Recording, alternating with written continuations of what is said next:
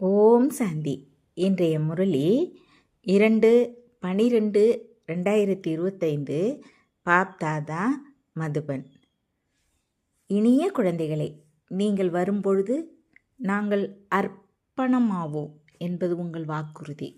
உங்கள் வாக்குறுதியை நினைவூட்ட இப்போது தந்தை வந்திருக்கிறார். கேள்வி: எந்த ஒரு முக்கிய விசேஷத்தின் காரணத்தால் தேவர்களை மட்டும் பூஜைக்கு உரியவர்கள் என்று சொல்ல முடியும்? பதில்: ஒருபோதும் யாரையும் நினைவு செய்யாமல் இருப்பது தேவர்களின் விசேஷம். அவர்கள் தந்தையை நினைவு செய்வது இல்லை, எந்த உருவையும் நினைவு செய்வதும் இல்லை. அதனால் அவர்களை பூஜைக்கு உரியவர்கள் என்று சொல்கிறார்கள். அங்கு சுகமே சுகம் இருக்கும். அதனால் யாரையும் நினைவு செய்ய அவசியம் இருக்காது. இப்போது நீங்கள் ஒரு தந்தையின் நினைவால் அப்படி பூஜைக்கு உரிய தூய்மையானவர்களாகிறீர்கள். அதனால் பிறகு நினைவு செய்ய அவசியம் இருக்காது.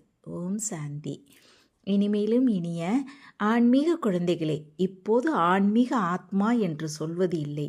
உயிர் அல்லது ஆத்மா என்பது ஒரு விஷயம். ஆன்மீக குழந்தைகளுக்கு தந்தை புரிய வைக்கின்றார். முன்னால் ஒருபோதும் ஆத்மாக்களுக்கு பரமபிதா பரமாத்மா ஞானத்தை கொடுக்கவில்லை. நான் ஒரே முறை கல்பங்களின் சங்கம யுகத்தில் வருகிறேன் என்று தந்தை தானே சொல்கிறார். முழு கல்பத்திலும் சங்கம யுகத்தை தவிர வேறு எப்போதும் வருவதில்லை என வேற யாரும் சொல்ல முடியாது. தந்தை தானும் ஒருபோதும் வருவது இல்லை. தந்தை சங்கம யுகத்தில் தான் வருகிறார். அப்போது பக்தி முடிகிறது. பிறகு தந்தை அமர்ந்து குழந்தைகளுக்கு ஞானத்தை கொடுக்கின்றார். தன்னை ஆத்மா என உணர்ந்து தந்தையை நினைவு செய்யுங்கள். இது பல குழந்தைகளுக்கு கடினமாக இருக்கிறது. இது மிக எளிது. இருந்தும் சரியானபடி புத்தியில் அமர்வதில்லை. அதனால் அடிக்கடி புரிய வைத்து கொண்டே இருக்கிறார். புரிய வைத்தாலும் புரிந்து கொள்வதில்லை. பள்ளிக்கூடத்தில் டீச்சர் 12 மாதங்கள் கற்பிக்கிறார். இருந்தும் சிலர் பாஸ் ஆவதில்லை. இந்த எல்லையற்ற தந்தையும் தினந்தோறும் குழந்தைகளுக்கு கற்பிக்கிறார். இருந்தும் சிலருக்கு தாரணை ஏற்படுகிறது. சிலர் மறக்கின்றார்கள். தன்னை ஆத்மா என உணர்ந்து தந்தையை நினைவு செய்யுங்கள் என்பது முக்கிய விஷயமாக புரிய வைக்கப்படுகிறது. என்னை மட்டும் நினைவு செய்யுங்கள் என்று தந்தையே சொல்கிறார். வேறு எந்த மனிதரும் ஒருபோதும் சொல்ல முடியாது.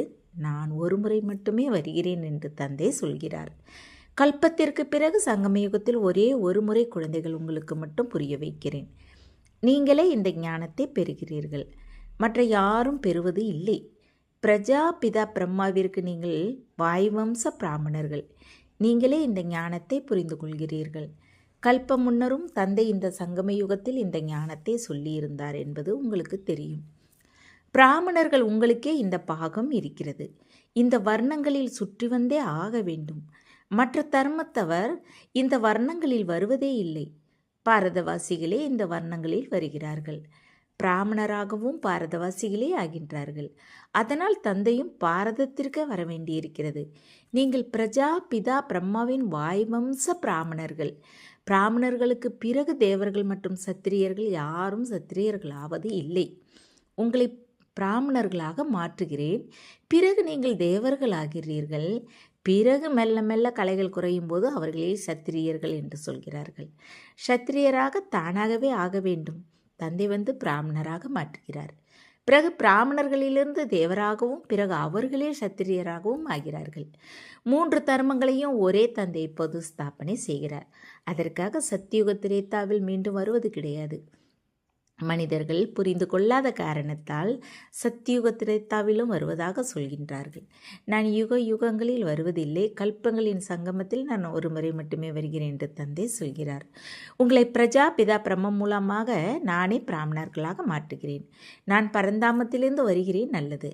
பிரம்மா எங்கிருந்து வருகிறார்? பிரம்மாவோ 84 பிறவிகள் எடுக்கிறார். நான் எடுப்பதில்லை. பிரம்மா சரஸ்வதியே விஷ்ணுவின் இரட்டை ரூபமாகிய லட்சுமி நாராயணர் ஆகிறார்கள். அவர்களே 84 எடுக்கிறார்கள் பிறவி. பிறகு அவரது பல ஜென்மங்களின் கடைசியில் பிரவேசமாகி அவரை பிரம்மாவாக மாற்றுகிறேன். இவருக்கு பிரம்மா என நான் பெயர் வைக்கிறேன். இந்த பெயர் ஒன்றும் இவரது சொந்த பெயர் கிடையாது. குழந்தை பிறந்தால் 6வது நாளில் பெயர் சூட்டு விழா கொண்டாடுகிறார்கள். பிறந்த நாள் கொண்டாடுகிறார்கள். இவரது ஜாதக பெயர் லேக்ராஜ் என இருந்தது. அது குழந்தை பருவ பெயராக இருந்தது. இப்போது பெயர் மாறியது. எப்போது சங்கமத்தில் இவருக்கு தந்தை பிரவேசமானாரோ அப்போது பெயர் மாறியது. எப்போது இவர் வான்பிரஸ்த நிலையில் இருந்தாரோ அப்போது பெயர் மாற்றுகிறார். அந்த சன்னியாசிகள் வீடு வாசலை விட்டு விட்டு போகிறார்கள். அப்போது பெயர் மாறுகிறது.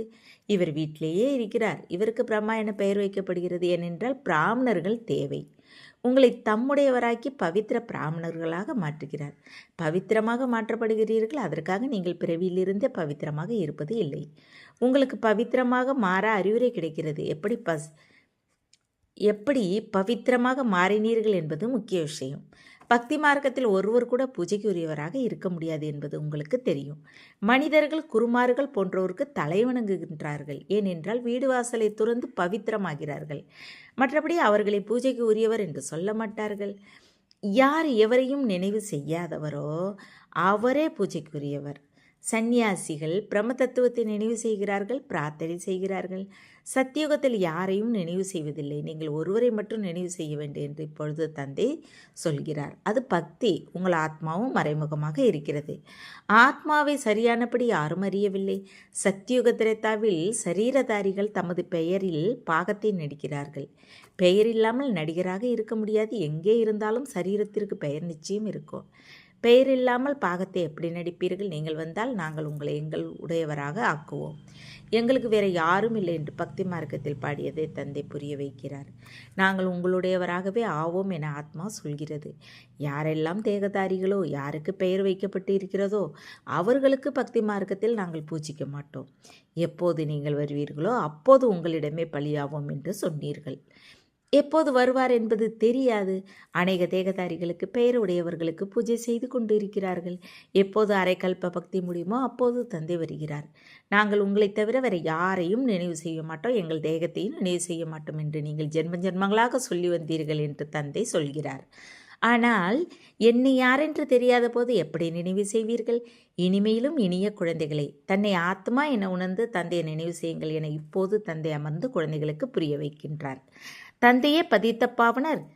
அவரை நினைவு செய்தால் நீங்கள் தூய்மையாக சதோ பிரதானமாக ஆவீர்கள். சத்தியுக திரேதாவில் பக்தி நடப்பது இல்லை. நீங்கள் யாரையும் நினைப்பதில்லை, தந்தையையும் நினைப்பதில்லை, சித்திரங்களையும் நினைப்பதில்லை. அங்கு சுகமே சுகமாக இருக்கும். நீங்கள் எவ்வளவு அருகில் வந்து கொண்டு இருப்பீர்களோ அவ்வளவு கர்மா தீர்த்த நிலை ஏற்பட்டு கொண்டே இருக்கும் என்பது தந்தை புரிய வைக்கிறார். சத்தியுகத்தில் புதிய உலகில் புதிய வீட்டில் மகிழ்ச்சியும் அதிகம் இருக்கும். பிறகு 25% பழையதாகும் போது சொர்க்கமே மறந்து போகும். உங்களுடையவராகவே ஆவோம். நீங்கள் சொல்வதையே கேட்போம் என பாடி வந்தீர்கள் என்பதை தந்தை சொல்கிறார். அப்படியானால் நீங்கள் பரமாத்மாவிடமே சொன்னீர்கள். ஆத்மா பரமாத்மா தந்தைக்காக சொல்கிறது. ஆத்மா சூட்சும புள்ளி.